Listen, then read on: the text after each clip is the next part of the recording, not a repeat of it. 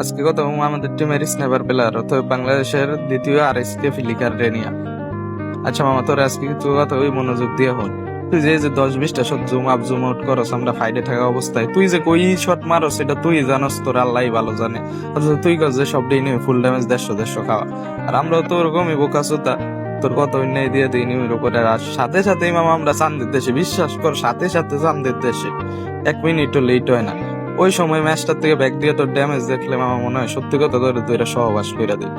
মানে হাউয়ার পোলা মিশা কথা কর একটা লিমিট আছে, তোর ড্যামেজ দিলি তুই 150, তুই সব টিনিমে 150 করে খাওয়া। আচ্ছা মামা, এই মিশা কথা সার্টিফিকেটটা তুই কার থেকে পাইছিস আর কোন স্কুল থেকে পাইছিস সেটা আমার একটু কইস তো মামা।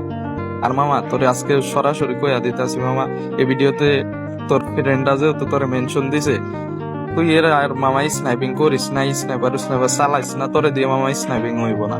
তুই এসব মামা সাইরা দিয়ে বাড়ি যায় মুড়ি খা যা।